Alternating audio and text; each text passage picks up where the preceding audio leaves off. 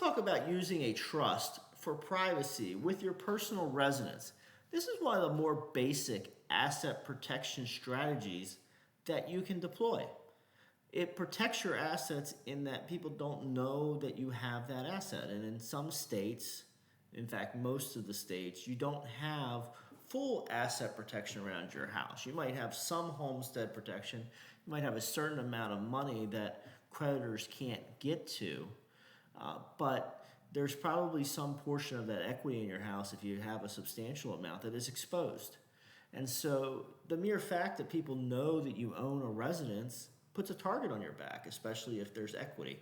And they may be able to see at least what your initial mortgage balance was from public filings. Often in states, when they file the deeds, they also file the mortgage against the deed, and that mortgage will generally show the initial balance. So people could do a Zillow type search, get an approximate value of your house, look at the mortgage note, and get an approximate figure of what they think your loan might be, and they would know what your equity is, right? So you have a lot of exposure there for information as far as people that are trying to potentially attack your assets in a litigation situation. So what you might want to do for privacy purposes as well. Maybe you just don't want creepy people coming around your house, right? People looking you up on the internet and figuring out where you live.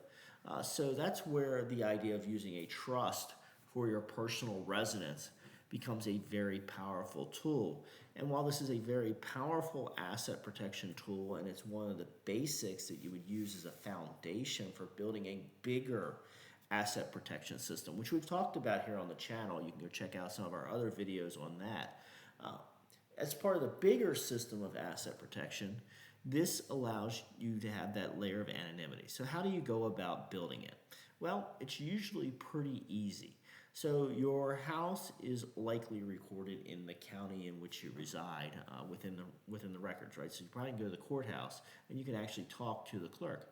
And what you want to do is just say, hey, how do I transfer my home from my personal name into a trust? Now, one thing you may encounter and what you're going to have to plan for is you want to look at what homestead protection you have and maybe property tax benefits you have from that homestead exemption as well. So you want to make sure when you do this trust transfer, if you do have some asset protection from homestead, and if you do have some money that you're saving in property taxes because it's your homestead, you want to make sure when you do this transfer that those convey.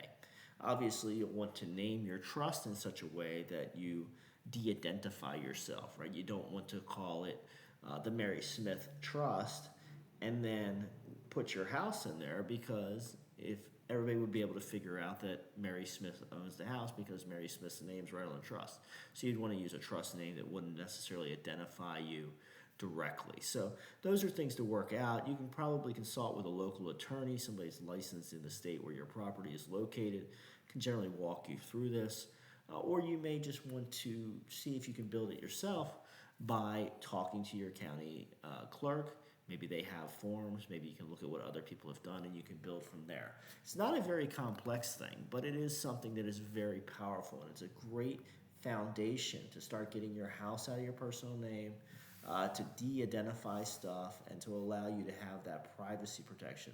It's also desirable just from a general safety standpoint to have other people not knowing where you live and being able to look that up in public records. And plus the privacy of people not knowing your financial information can be very beneficial. So if you're interested in trust, leave us some comments below. Obviously, do not leave anything that is confidential. This is a public forum here on YouTube, but do feel free to comment with questions, other video ideas that you might want us to cover here on the channel.